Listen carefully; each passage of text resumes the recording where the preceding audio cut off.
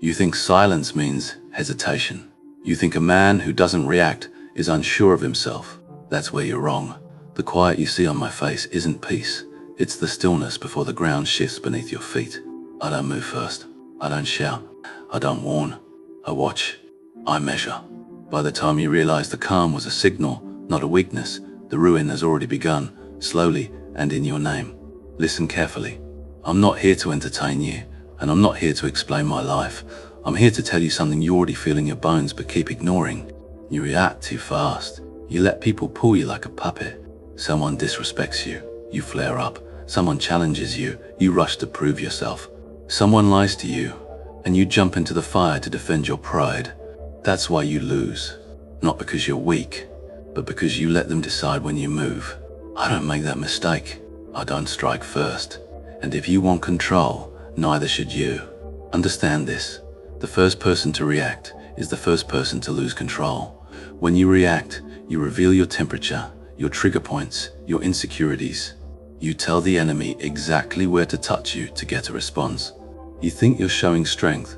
You're actually showing your instruction manual. You want power. Then stop giving people the map to your emotions. When you stay still, when you hold your tongue, when you look a man in the eyes without flinching, you force him to reveal himself. People can't survive silence. They panic. They start talking too much. They try too hard. They expose what they should have kept hidden. That is how you learn who you're dealing with, not by asking questions, but by watching who they become in your quiet. You think patience is weakness because you've mistaken noise for strength. Noise is desperation. Calm is control. The man who waits is the man deciding the outcome. You don't strike first because the first strike is always emotional, and emotions cloud judgment. You strike when it's strategic, when the timing cuts deeper than anger ever could, when your move is guaranteed, not guessed. That is authority.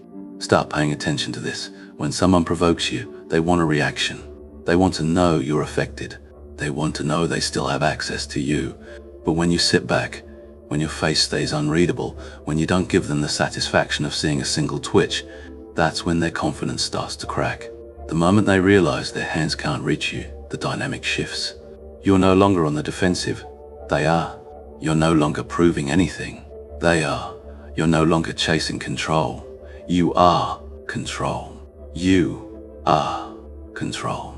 Let them talk. Let them lie. Let them pretend.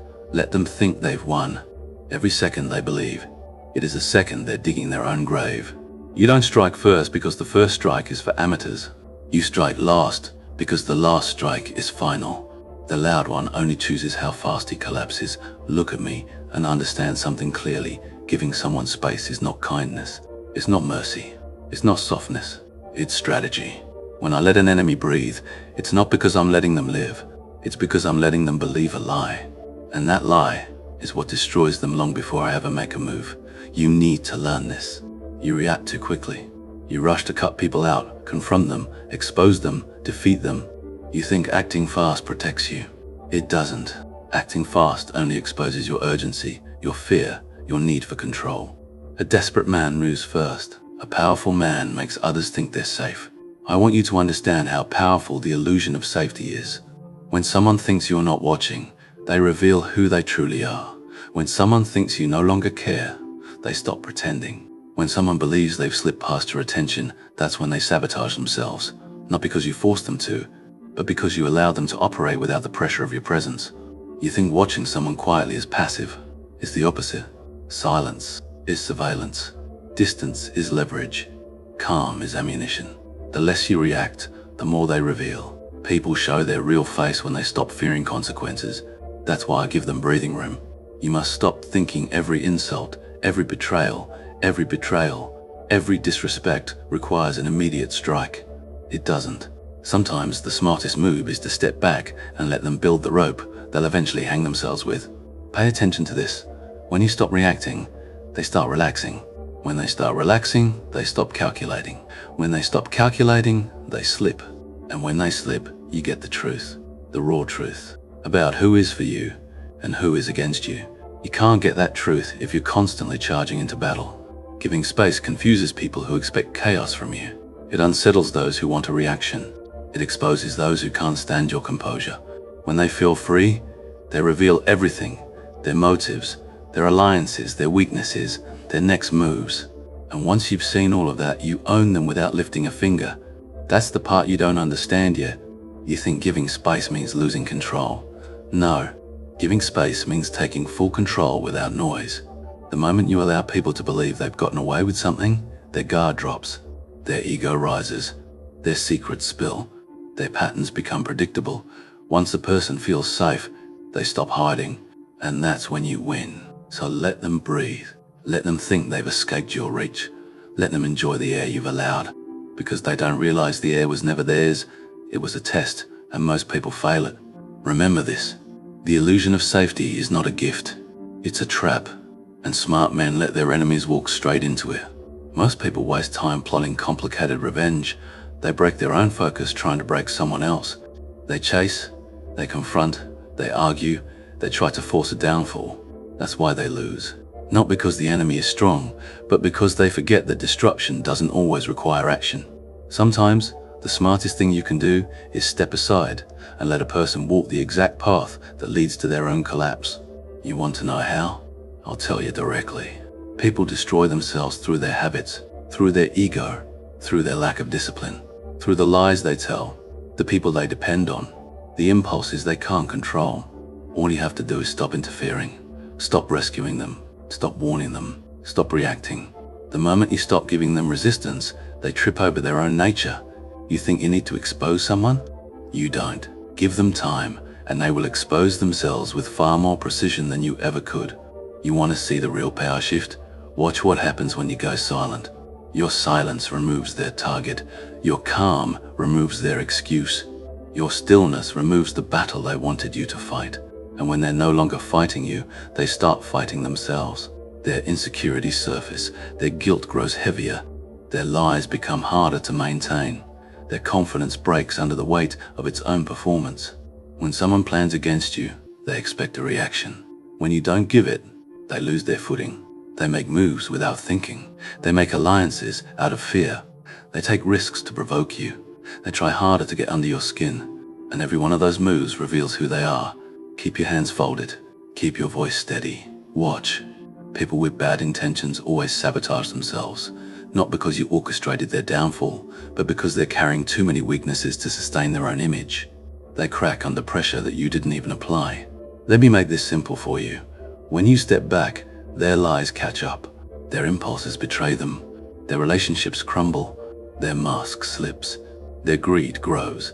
Their desperation exposes everything. This is not magic. It's human nature. A person who lives on manipulation will manipulate the wrong person. A person who lives on ego will overplay their hand. A person who thrives on chaos will eventually burn their own stability. A person who underestimates you will walk into places they never should have entered, and you won't have to lift a finger. You want to know why this method is powerful? Because your enemy never sees you coming. They don't even feel you moving. They think you're gone, distracted, defeated. They believe they've outsmarted you, and that belief becomes the very thing that blinds them. The fall becomes their own doing, their own words, their own decisions, their own arrogance, their own impatience. You don't need revenge when a person is capable of ruining themselves faster than you ever could. Your job is simple. Don't interfere. Don't interrupt the process. Don't try to correct or warn them. Don't try to prove anything. Just observe. Your silence is not surrender. It is surveillance. Your distance is not fear. It is calculation. Your restraint is not peace. It is a pressure they aren't built to handle. Some battles are won by letting the opponent fight their reflection. Let them swing at shadows. Let them chase ghosts. Let them panic in the emptiness you leave behind. And when the dust settles, understand this. They weren't destroyed by you. They were destroyed by who they truly were. You just finally stopped getting in the way.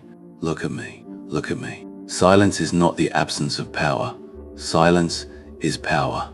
And the reason people fear your silence is simple. They can't control what they can't predict.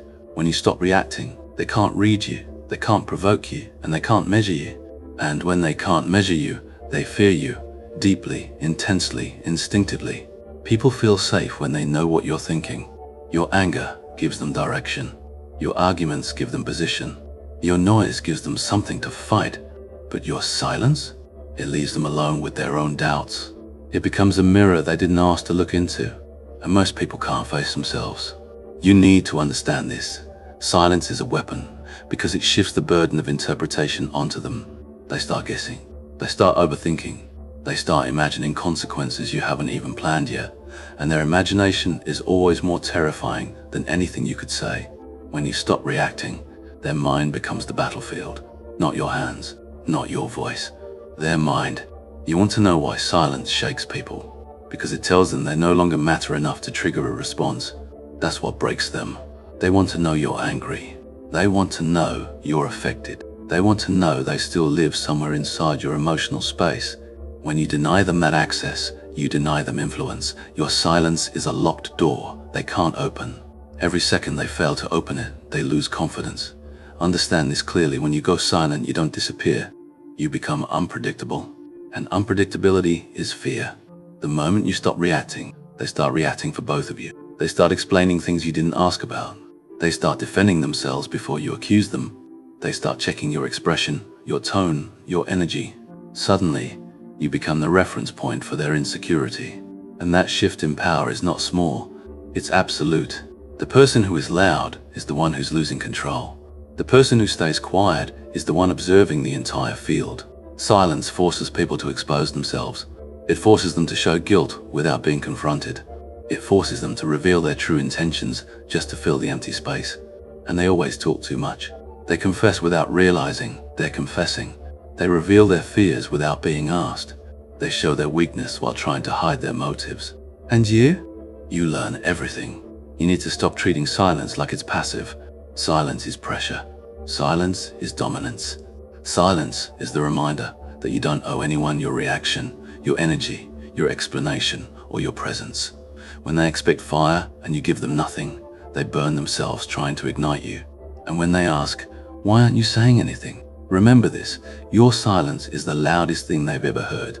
It's the moment they realize they've lost control of the situation and lost access to you. That's why silence terrifies them, because it tells the truth they were trying to avoid. You stopped reacting and started choosing. Look at me and listen closely. Patience isn't softness. Patience is a blade, sharper than a bullet, cleaner than a threat, more precise than rage. And if you want real control, not the kind that looks strong, but the kind that is strong, then patience must become your weapon. Most people think reacting fast makes them powerful. They mistake speed for strategy. They think movement equals dominance. It doesn't. Fast reactions come from fear. Fast reactions come from insecurity. Fast reactions come from the need to prove something. But patience? Patience comes from certainty. A man who waits is a man who knows he cannot be defeated by time. Understand this. Patience isn't about doing nothing. It's about doing nothing until doing something actually matters. It's restraint with intention. It's calculation without noise. It's choosing the moment of impact instead of letting emotion choose it for you. Impatient men swing blindly. They hit nothing. They reveal everything. Patient men strike once and end everything. People don't fear the man who moves quickly. They fear the man who waits quietly because they don't know what he's waiting for. That ambiguity eats at them. It makes them hesitate. It makes them second guess. It forces them into mistakes that you didn't even have to engineer. Your patience creates their panic. Start paying attention to how people behave when you don't rush, when you don't respond instantly, when you don't give them the reaction they expect. Their confidence drops. Their plans unravel. Their mouth runs faster than their mind, and their desperation becomes visible. Every impatient person eventually exposes themselves to a patient opponent. You want to stay 3 steps ahead? Then stop moving at the speed of your emotions. Emotions want speed. Strategy needs stillness. And stillness isn't weakness, it's clarity. It's clarity. Clarity is what separates the ones who survive from the ones who collapse. Listen carefully. Patience allows you to choose the battlefield. Patience allows you to choose the timing. Patience allows you to choose the consequence. And in every conflict, choice is the real power. A man without patience tries to win now. A man with patience wins inevitably. That's the difference. When someone disrespects you, don't rush. Let the situation unfold. Let their behavior continue. Let their pattern show itself fully. The more a person repeats their mistake, the easier it becomes to strike precisely and permanently. Patience gathers information. Patience reveals intentions. Patience exposes weaknesses. Patience prepares the final blow. And exactly when the hit will matter. You need to understand something else. Patience doesn't just weaken your enemy, it strengthens you. It disciplines your ego. It separates emotion from decision. It trains your mind to see past the moment and into the outcome. And the man who sees the outcome always beats the man who only sees the moment. So stop rushing, stop proving, stop reacting on impulse. Silence is your stance. Stillness is your shield.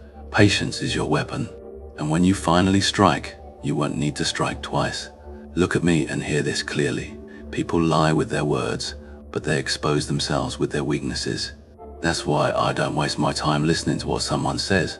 Words are cheap. Words are rehearsed. Words are masks. I study what they can't hide. Their patterns, their fears, their impulses, their cracks. You want real control? Stop believing what people tell you. Start observing what they can't stop doing. A person's weakness is the truth they wish you never saw. It's the part of them they hope stays invisible. And that's exactly where you look. Not out of cruelty, out of clarity. If you want to understand someone, you study the things they try to conceal, not the things they proudly speak about. Pay attention to how someone reacts when they're ignored. Pay attention to how they act when they're not getting attention. Pay attention to what triggers them, not what impresses them. Pay attention to their silence more than their speeches. Weakness shows itself in the moments they don't control.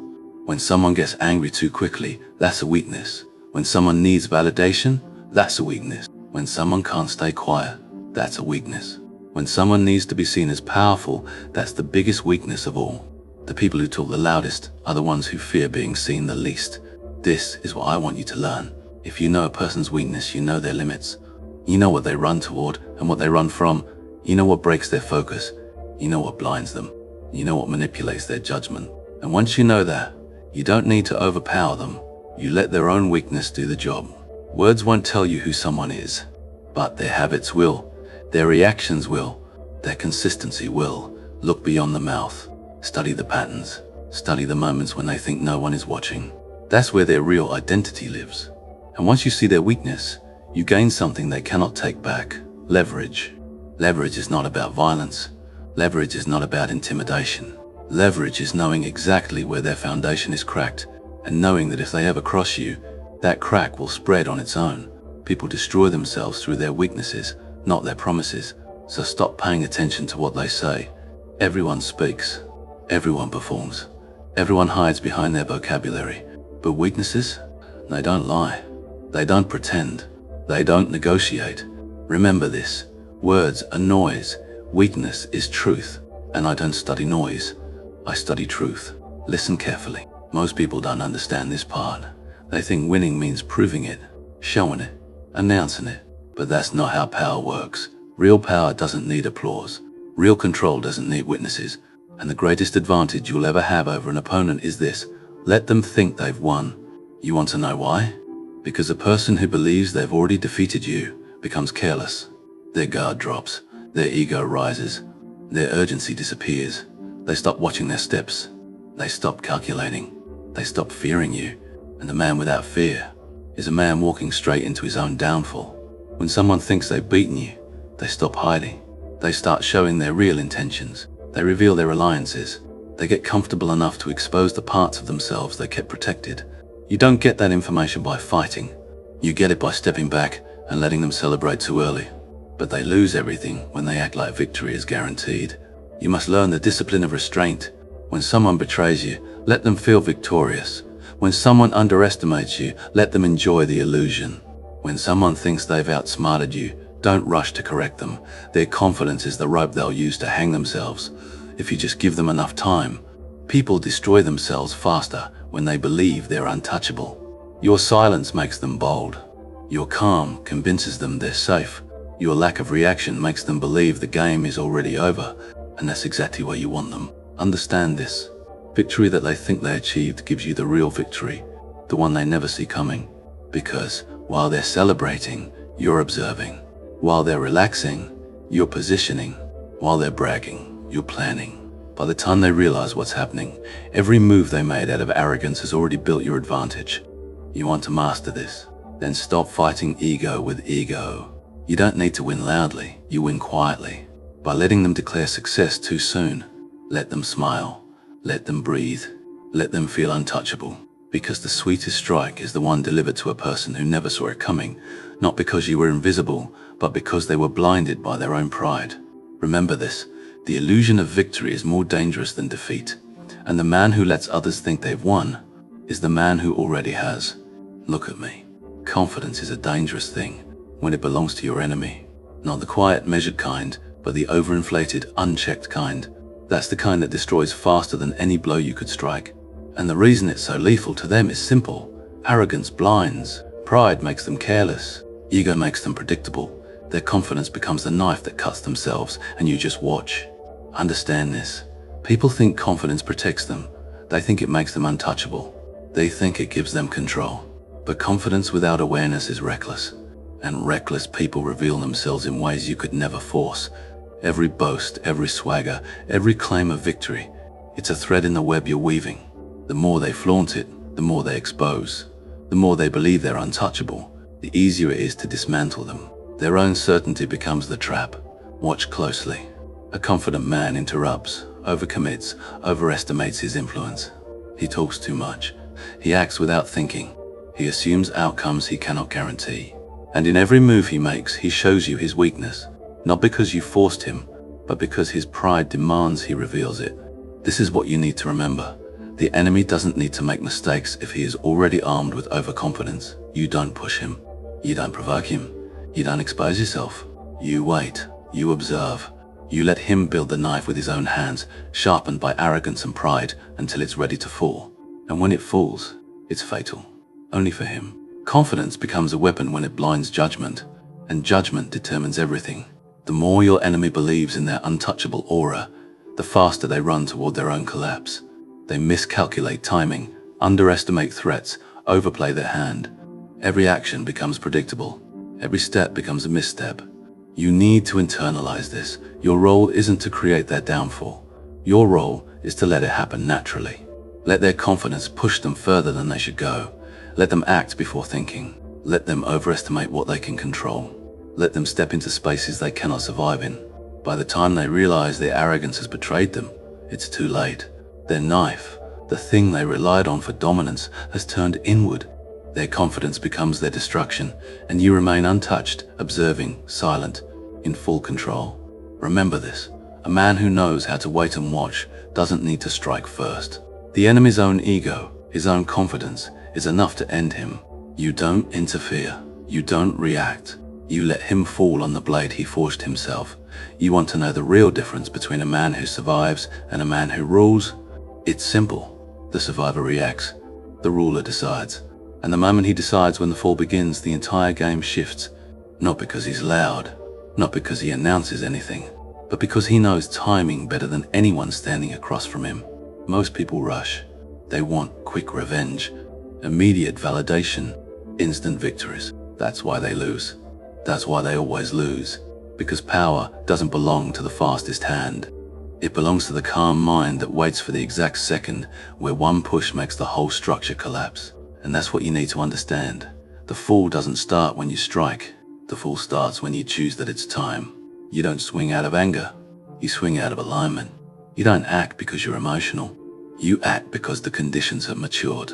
You look at the person who wronged you, lied to you, underestimated you, and you ask yourself one question: is the moment ripe?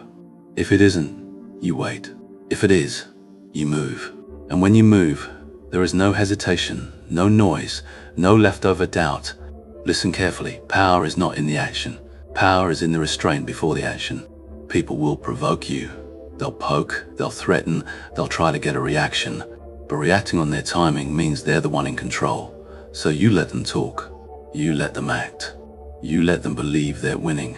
Because when people think they're safe, that's when they reveal every weakness. And that's when your timing becomes lethal. Deciding when the fall begins means you stop being emotionally accessible. You detach. You watch. You read their patterns.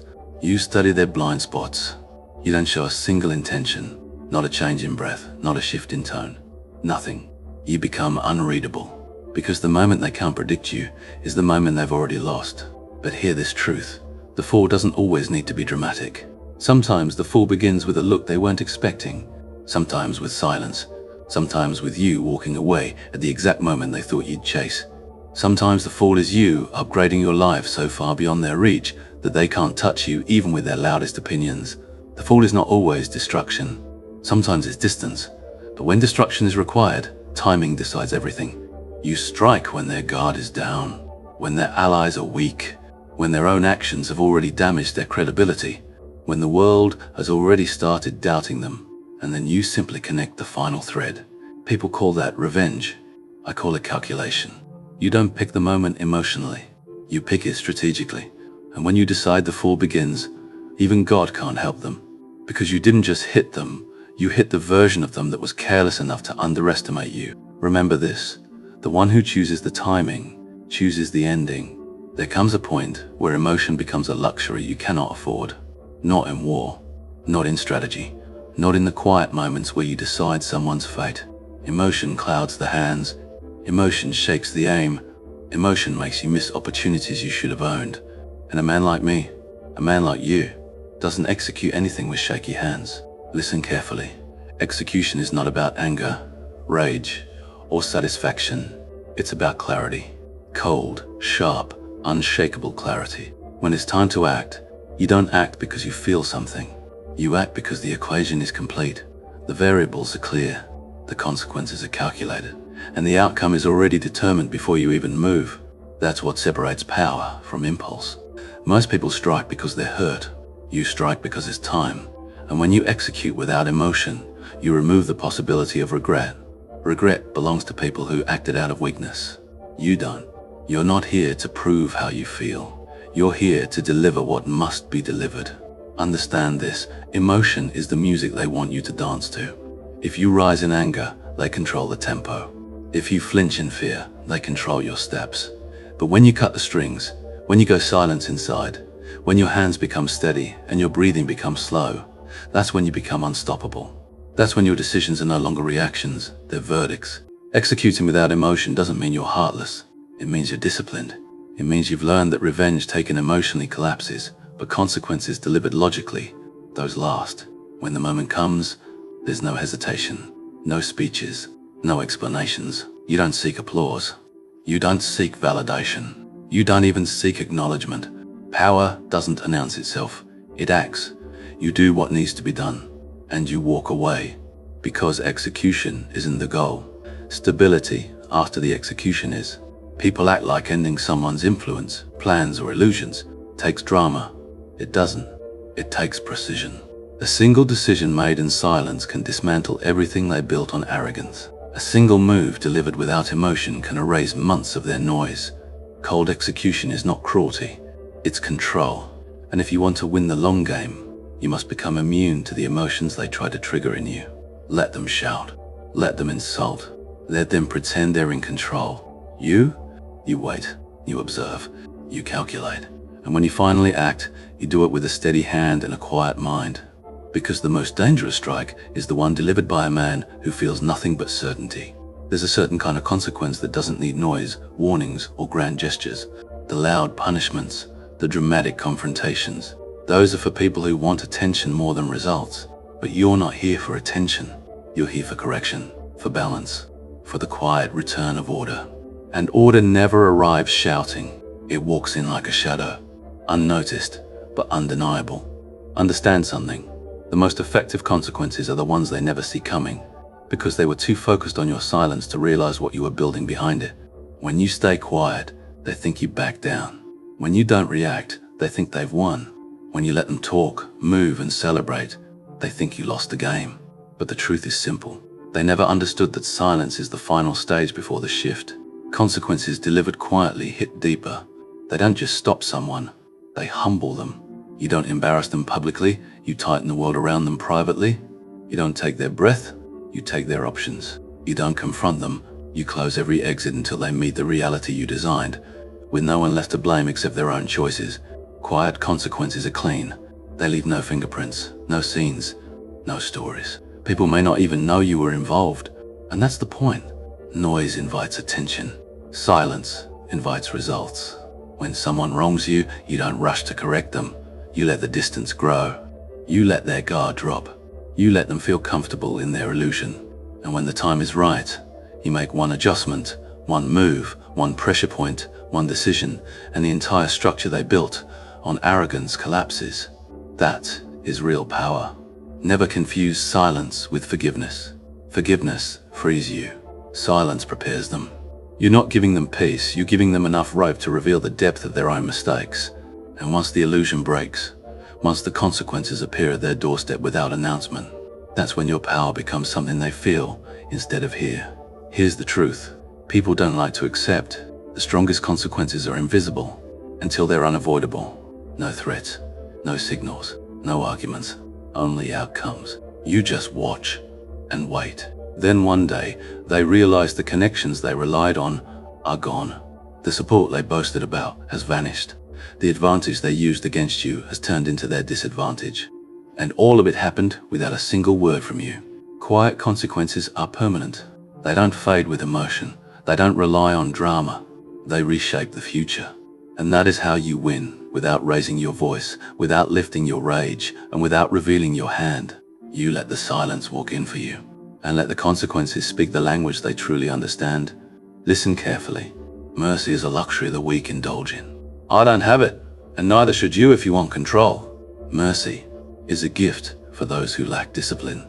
Mercy is hesitation disguised as compassion, and hesitation is the first step toward defeat. You cannot afford to pause when the balance of power is at stake. I'm not cruel, I'm precise. I don't punish out of anger or desire. I punish because it's necessary. Every action has consequences. Every betrayal, every insult, every miscalculation, it must meet its appropriate end. To spare someone because they beg or plead or explain themselves is to relinquish control. It is to invite repetition, and repetition is weakness. Understand this. Mercy teaches them they can risk again. Mercy teaches them their actions have no cost. Mercy is a lesson in failure for them, not for you. If someone crosses you, you correct it. If they test you, you respond. If they underestimate you, you show them the limits of their arrogance, all without hesitation, all without remorse. That is the language they understand. You don't explain. You don't explain. You don't justify. You don't apologize. You execute consequence. And in doing so, you maintain the order that others will fear and respect. Weak men apologize. Strong men act. And the strongest men never show mercy where it would compromise their authority. Every enemy, every traitor, every fool who believes they can manipulate you is a test. And tests are not meant to be tolerated, they are meant to be concluded. You let nothing fester. You let nothing linger. Every breach of respect is met with action. Every weakness is addressed. Every threat is neutralized. That is how control is maintained. Mercy has no place in this equation. If it did, the strong would bow to the weak. The calculated would yield to chaos. And power will become meaningless. You are not here to entertain appeals, excuses, or emotions. You are here to assert certainty, precision, and inevitability. Remember this. Those who plead for mercy do so because they are already defeated. The moment you consider granting it is the moment you risk becoming weaker than the one who wronged you. I do not grant mercy. I enforce reality. When people think about losing, they imagine something dramatic, a collapse, a downfall, a final blow. But that's not how it begins. That's not how power really works. What they lose first isn't their comfort, their position, or their ego. What they lose first is certainty. And certainty is the foundation their entire arrogance stands on. The moment they cross you, the moment they underestimate you, the moment they believe your silence is weakness, that's when the erosion begins. Quiet, slow, precise. Before you take anything from them, you take the ground they're standing on. You make them doubt themselves, doubt their moves, doubt their confidence, doubt the illusion they were hiding behind. And that doubt is the first cut. They feel it before they see it. Something shifts, something feels off, something they can't explain starts pressing on their mind. They can't sleep the same. They can't talk the same. They can't act with the same careless confidence. They begin to feel watched, not by you, but by the consequences circling them. Next, they lose their rhythm. Their speeches don't land. Their influence wavers. The people who once applauded them start moving quietly away. Their confidence becomes a costume they can't wear properly anymore. and they don't even know why, but you do. Then they lose their allies. Not because you attacked them directly, but because you never needed to. People distance themselves from sinking ships long before the ship hits the water. When you stay silent, when you don't fight back, when you don't rush to correct anything, people start seeing the shift before the target does. They know something is coming, and no one wants to be on the wrong end of a quiet storm. After that, they lose the illusion of control. Their decisions start to fail. Their plans unravel. Their confidence turns to panic, and panic turns to mistakes. You don't touch them. Their own hands do the work for you. You just stand still and let gravity handle the rest. By the time they realize what's happening, they've already lost the most important asset a person can have against you, the belief that they can win. Only then, after they lose their certainty, their rhythm, their allies, and their false sense of control, do you take everything else. Not out of revenge, but out of balance. Not out of anger, but out of inevitability. Because the first thing they lose is themselves, and once a person loses that, everything else is already yours for the taking. There's a moment, quiet, sharp, irreversible, when they finally understand how far things have slipped from their hands. It doesn't come with shouting or confrontation. It comes in silence, at a time when no one is watching, when no one is listening, when there's no one left for them to blame. That's the moment they realize it was all too late. It creeps in slowly. A thought at first, a discomfort, a feeling that something has shifted, but they can't trace when. They replay every conversation, every move, every smug little moment they thought they were ahead. Every smile becomes a mistake. Every word they spoke in arrogance becomes the beginning of their downfall. That's how it hits. Not with the final blow, but with the realization that the blow was already delivered long ago. They start recognizing the signs they ignored, the silence you held, the calm you refused to break, the moments you didn't respond, the opportunities you gave them to correct themselves, opportunities they mistook for surrender. Only now do they understand those were warnings disguised as patience. They realized too late that you never lost control. You were simply waiting for the right moment to close the door behind them. The panic comes next, not loud, not dramatic, but internal. A tightening in the chest, a sinking in the stomach, the mind racing with, what if, when did, how did it get this far? They'll try to fix things, but there's nothing left to fix. Everything that could hold them up is already gone. Every path they could take is already closed.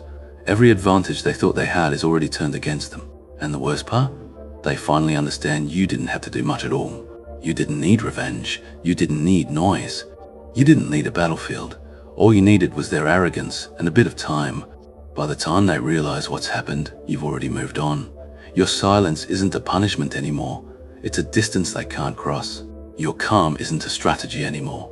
It's a reality they can't influence. Your presence becomes something they can't confront, and your absence becomes something they can't recover from. That's when it hurts them the most, when they understand that the end didn't arrive suddenly. It arrived slowly, piece by piece, while they were busy celebrating their imaginary victory. And now, when they finally open their eyes, they see the truth. They avoided the longest. It wasn't luck. It wasn't chance. It was them. Their choices, their confidence. And the moment they realize that, truly realize it, is the moment they break. Because there's no pain greater than looking back and knowing the fall began long before they ever saw it coming. I don't rush. I don't react. I don't stumble into chaos because someone else demanded it. I wait. I watch. I calculate.